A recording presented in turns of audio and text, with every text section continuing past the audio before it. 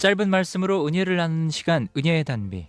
매주 수요일은 세기로 부천교회 최선 목사님의 말씀과 함께합니다.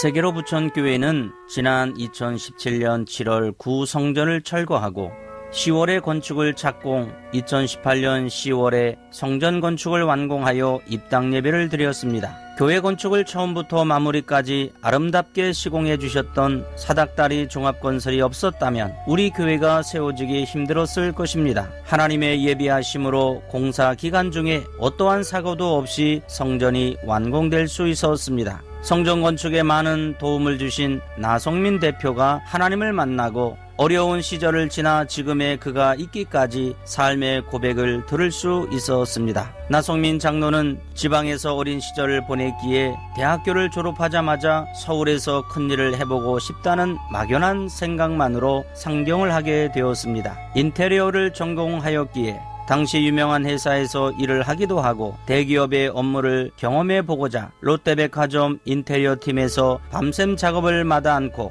열심히 맡은 바 공사를 했었습니다. 하지만 신앙이 없었던 그는 어떤 꿈도 목표도 없이 하루하루 박봉과 과중한 업무를 그냥 견디고 있었습니다. 그러던 어느 날 친형님의 권면으로 형이 다니는 교회에 몇 번 출석하면서 목사님께 관심과 사랑을 받으며 조금씩 하나님을 알아가게 되었습니다. 그러나 당시 인테리어 업계의 특성상 주말이나 휴일이 없이 출근을 해야 했기에 제대로 된 신앙생활을 하지 못하는 상황에서 큰 갈등을 하게 되었습니다. 영적인 생활이 되지 않는다면 지금의 수고와 열심이 무슨 소용이 있겠는가 고민하던 터에 하나님이 기뻐하시는 일을 하라는 담임 목사님의 말씀에 순종하여 보수도 좋고 조건도 좋던 회사를 그만두게 되었고 주의를 지킬 수 있는 회사로 옮기게 되었습니다. 때마침 개척 이래로 폭발적으로 부흥하던 세계로 금난교회에 성전 확장 공사가 있어서 새롭게 옮긴 회사를 통하여 공사를 진행하게 되었습니다. 정말 신나게 열심히 작업을 했지만 얼마 지나지 않아 공사 금액 때문에 문제가 일어났고 금액 협의가 이루어지지 않자 회사는 즉시 공사를 중단하는 방법을 선택하였습니다.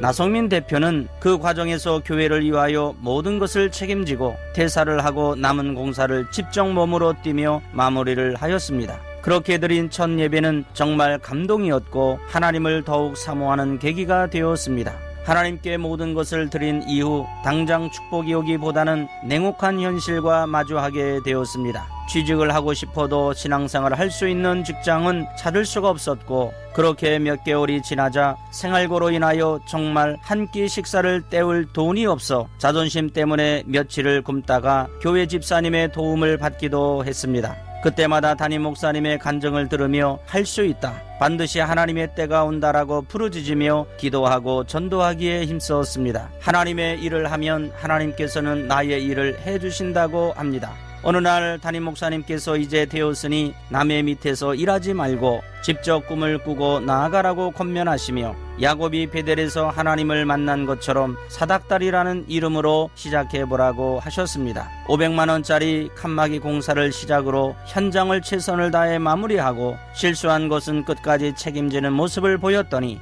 그릇대로 채워주시는 것을 경험하게 되었습니다. 스가랴 4장 6절에 만군의 여호와께서 말씀하시되 이는 힘으로 되지 아니며 능으로 되지 아니하고 오직 나의 영으로 되느니라는 말씀을 믿고 상가교회로 시작했던 세계로 금난교회는 부흥으로 인해 더 이상 확장할 공간이 남아있지 않았고 예배실은 발 디딜 틈이 없어 성전 건축을 서두를 수밖에 없었습니다. 담임 목사님은 작은 인테리어 회사의 나성민 대표에게 건축위원장이라는 직분을 주시며 이 일을 충분히 감당하게 된다면 지금과는 비교할 수 없는 사닥다리가 될 것이라는 말씀을 하셨습니다. 순종하기로 결심은 했지만 3,000평이 훌쩍 넘어가는 신축 공사를 감당해야 하는 두려움이 앞서는 상황을 마주하게 되었습니다. 이때 나성민 대표는 두 번째 특별한 결단을 하게 됩니다. 모든 회사의 경영과 영업을 내려놓고 온전하게 새 성전 건축위원장을 감당하기로 결심했습니다.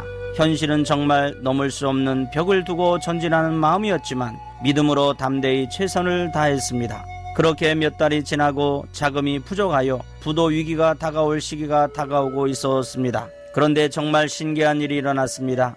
예전에 알던 지인을 통하여 음식점 인테리어를 최선을 다해서 마무리를 해드렸었는데 그 사장님에게 연락이 왔습니다. 장사가 잘 되어 전국에서 체인점 문의가 쇄도하고 있으니 파트너로 일해줄 수 있겠느냐는 것이었습니다. 그렇게 몇 개의 현장이 성공하자 이스라엘 민족에게 하나님께서 내려주신 만나와 메추라기처럼 교회 건축이 끝날 때까지 전국적으로 100여 개의 현장을 영업 하나 없이 공사를 하게 되었고 그렇게 하나님을 경험하게 되었습니다. 신축 공사 기간의 모든 것을 몸소 깨닫고 부딪혀 알게 되었고 중간에 시공사가 부도나면서 어려움도 겪으며 세세한 모든 작은 부분까지 알게 하시어 종합건설을 꿈꾸던 저에게 하나님께서 직접 모든 것을 알려주시는 산교육의 현장이 되었습니다. 나성민 대표는 평소에 디모데후서 4장 8절 말씀을 묵상하고 고백한다고 합니다. 이제후로는 나를 위하여 의의 면류관이 예배되었으므로 주 곧 의로우신 재판장이 그날에 내게 주실 것이며 내게만 아니라 주의 나타나심을 사모하는 모든 자에게도니라. 그에게는 꿈이 있습니다. 사닥다리 종합건설을 축복해 주신 하나님께서 세계로 금난교회의 비전과 같이 북한의 문이 열릴 때